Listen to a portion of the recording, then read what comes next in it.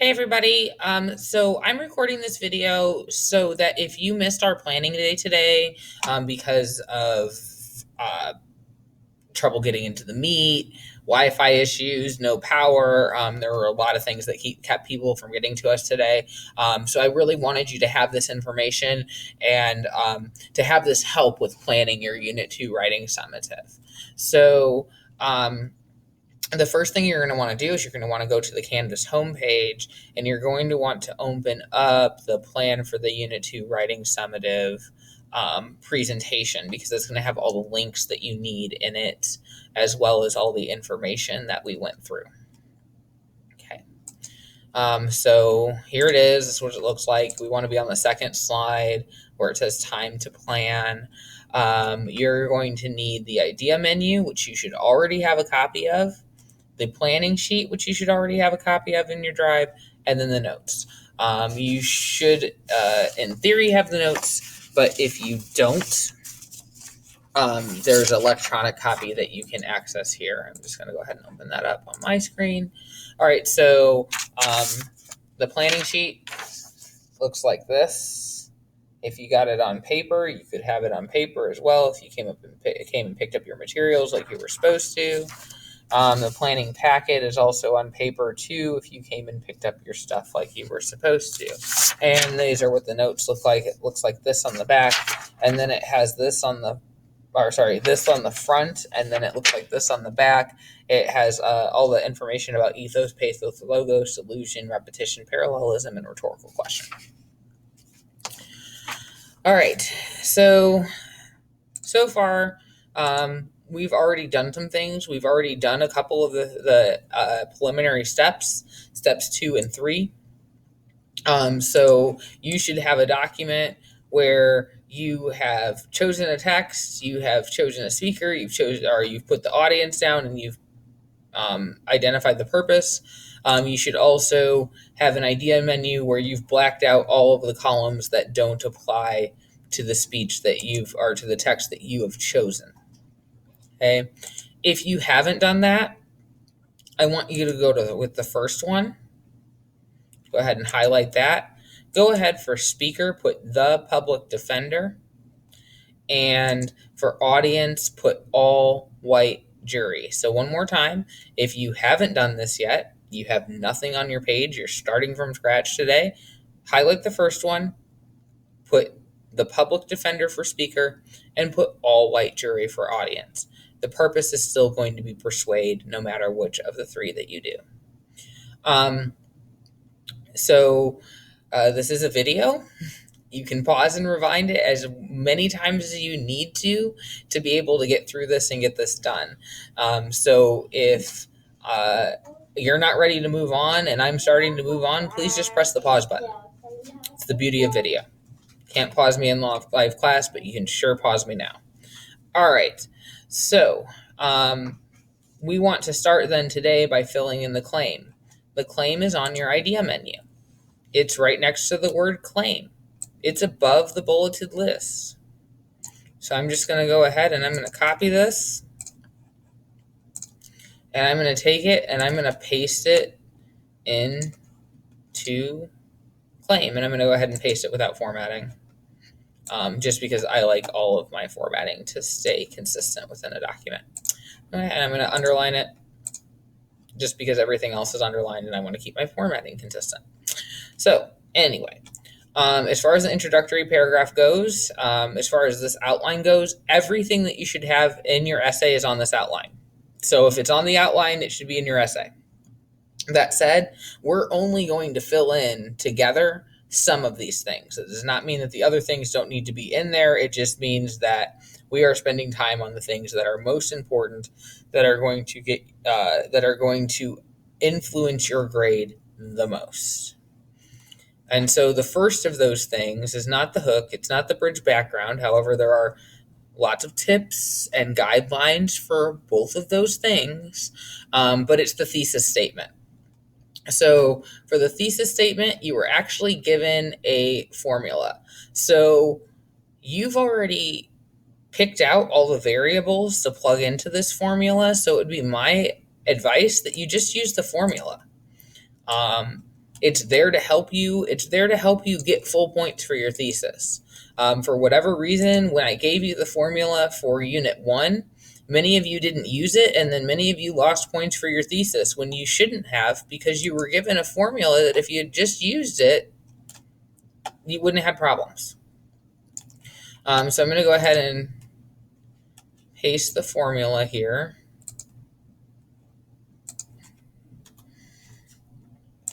Okay, now I need to plug in the variables. So I'm going to go ahead and I'm going to bold and italicize the variables for you so that you can see them clearly.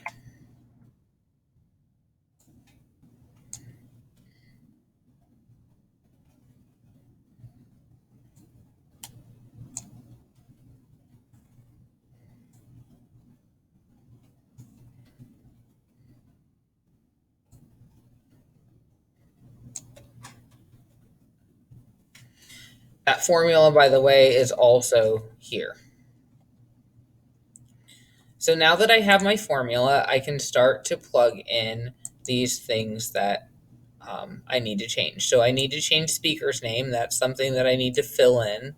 So if I scroll up to where it says speaker, oh, look, it says Grant. So I just write Grant. I can even copy and paste it if I want.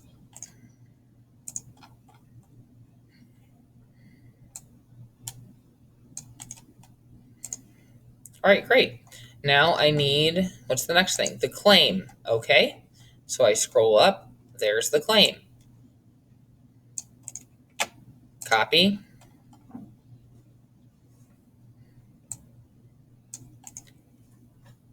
paste. Then I have because, and I have these supporting reasons or ideas that I need to fill in. Well, there's 3 of them. I picked those 3 on my idea menu, so I'm just going to copy them over from my idea menu.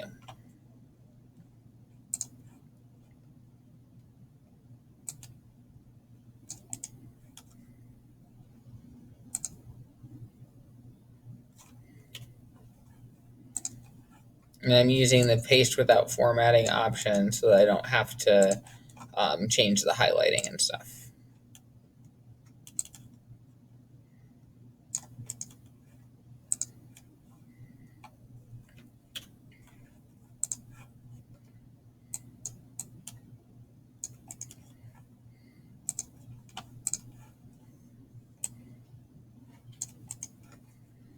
Now I just need to fix the punctuation and capitalization.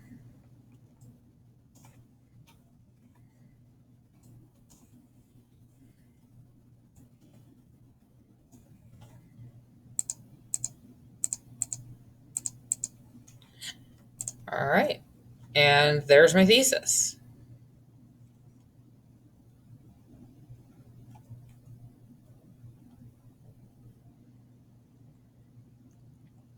Now we're going to move on to the topic sentences. So you're going to pick a supporting reason or idea for your body paragraph. You're going to write your topic sentence and you're going to explain it. That's our next step.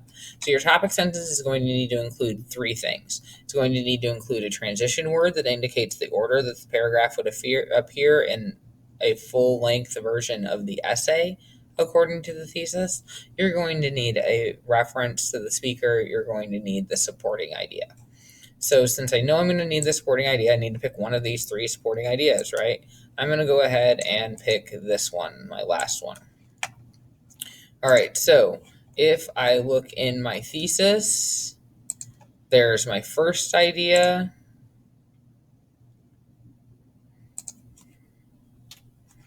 Here's my second idea. And here's my third idea.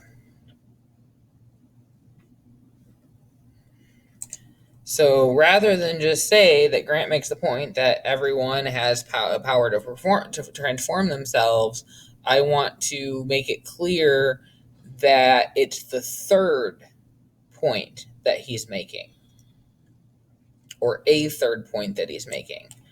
So Like I said, instead of just saying Grant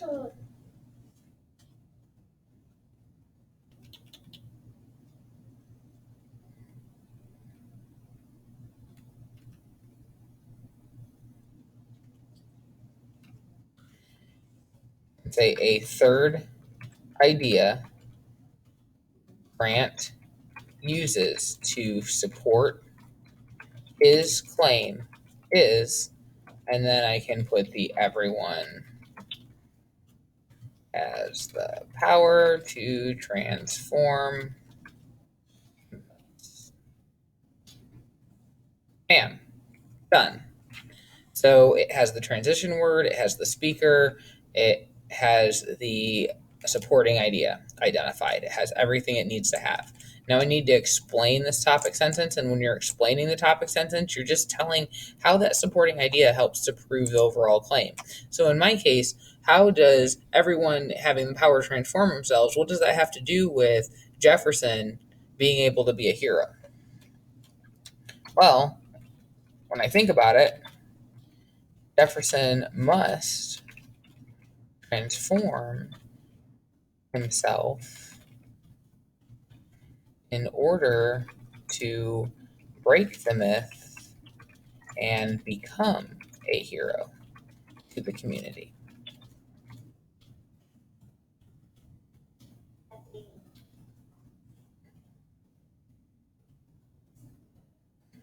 All right, well, the next thing that I need is evidence and support from the text now. So, this is the last thing we're going to talk about adding in because I think this is the last thing that's a little bit different than what we've done before. So, so now we're going to have to show how we're using rhetorical strategies, show how we're using these things: allusion, ethos, pathos, logos, repetition, parallelism, rhetorical question, metaphor, simile, those types of things to get this point across. So when you give your quote, you need to start by introducing it with a lead in. And that lead in needs to also identify the rhetorical strategy being used in the quote. So this should be pretty simple because we've annotated all these passages. So when you look back in the passage, you should be able to see something highlighted, and then in the margin it should say metaphor or parallelism or rhetorical question. Like, we looked for these things and annotated these things in the text already. So again, this should be not a difficult part of this. You just need to find a rhetorical device that he is, or a rhetorical strategy that he's using to make that point. So here we go. Grant uses metaphor to explain this, saying, and then I'm going to put my quote,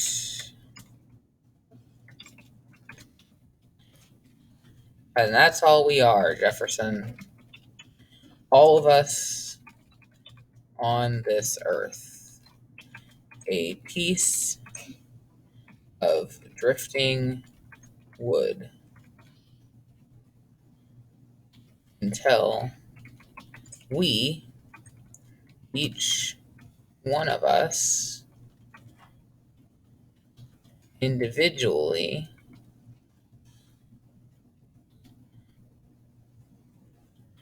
decide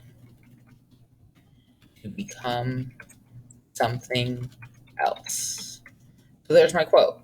Well, now, of course, I have to explain my evidence from the text. And remember, I'm explaining this time how it is used, how the speaker is using metaphor to make this point.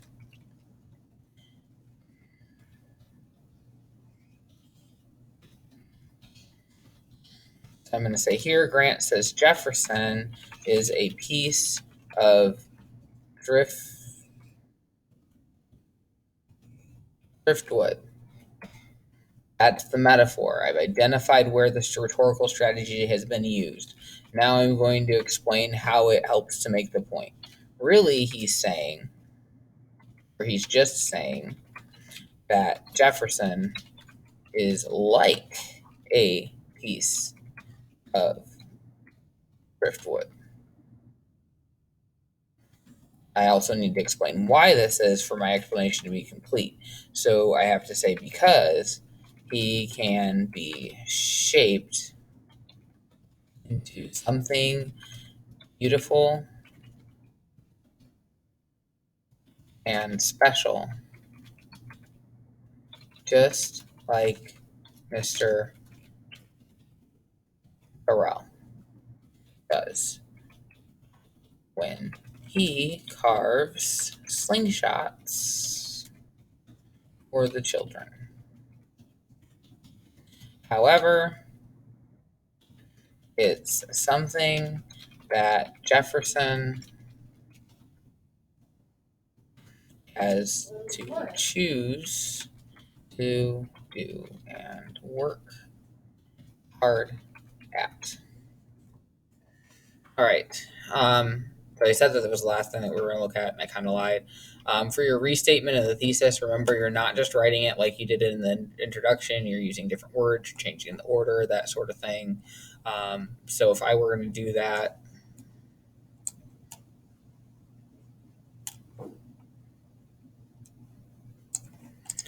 I might take my original thesis and flip it.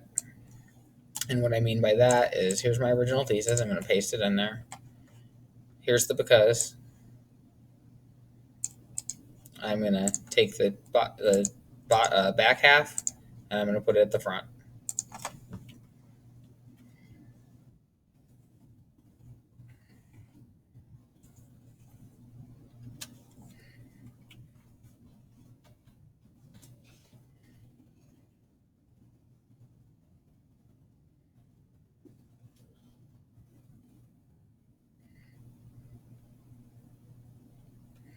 I just need to work in this using rhetorical strategies part again. So I'm actually going to move this.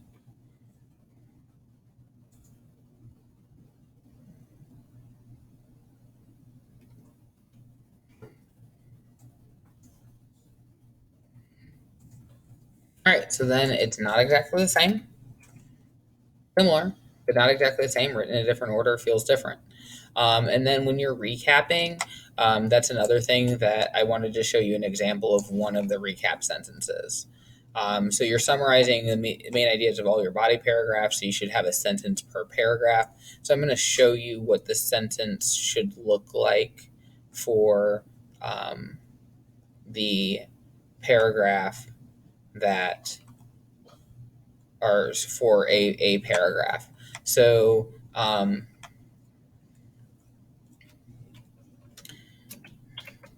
can say he uses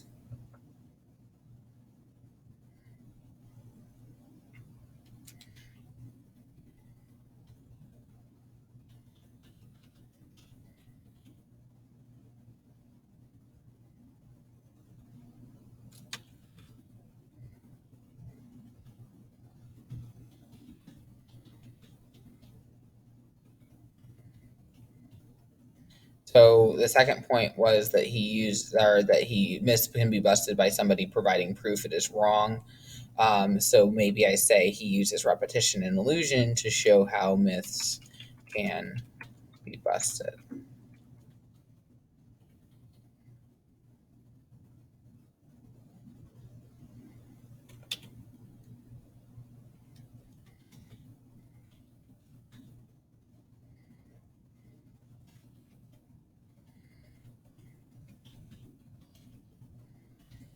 He uses metaphor and repetition.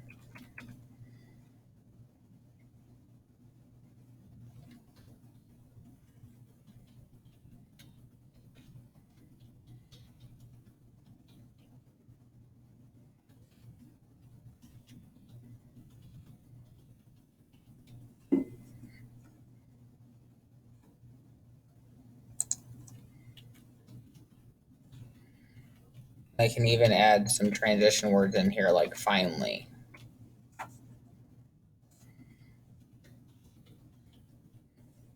Next. First.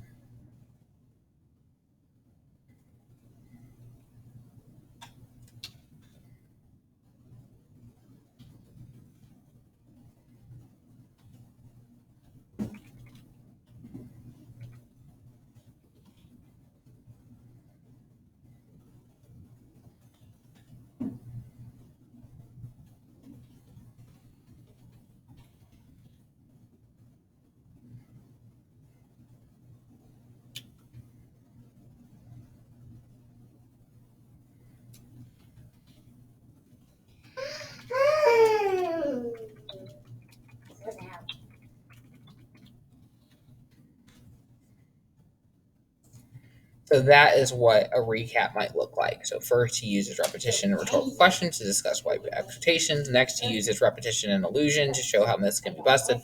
Finally, he uses metaphor and repetition to illustrate Jefferson's power to transform himself. So that might be what a recap looks like if you were trying to do the recap. The last thing that I forgot to show you, at the end, there are some examples of some of those things that I showed you, but there's also, when you're doing your uh, topic sentence, there are some sentence starters for you. So when you're doing your topic sentence, all you really need to do is start with one of these and then end with the bullet point that's on the idea menu. All right. Well, that concludes our little recap of the lesson that we did today that you might have missed. So hopefully this helps you with planning your Unit 2 writing summative. We'll see you soon.